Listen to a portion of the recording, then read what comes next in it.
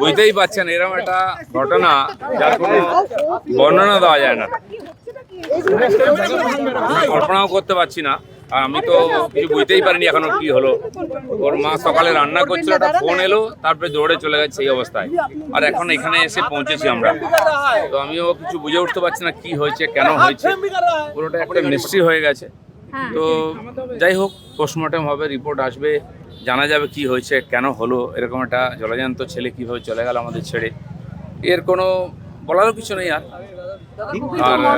বিশেষ করে ওর মা, যার সব কিছু ছিল, ছেলে সে চলে গেল। এত কষ্ট করে তাকে মানুষ করেছে, সর্বগুণ সম্পন্ন ছেলে, পড়াশোনায় ভালো, দেখতে শুনতে কথাবার্তা, কখনো আমিও সন্দেহ করিনি এরকম হতে পারে। তো যাই হোক, মানে এর তো কোনো ক্ষতিপূরণও হয় না, এর কোনো বর্ণনাও হয় না। আগের থেকে আমার সঙ্গে ছেলের পরিচয় ছিল, তাকে খেলা দেখাতে নিয়ে গেছি, খুবই ভালোবাসতো। আমার একটা তার প্রতি মোহ এসে গেছিল। দুর্ভাগ্য আমার যে মানে পুত্র সুখ হয়নি, পুত্র শোক হলো। কল্পনা করিনি আমি।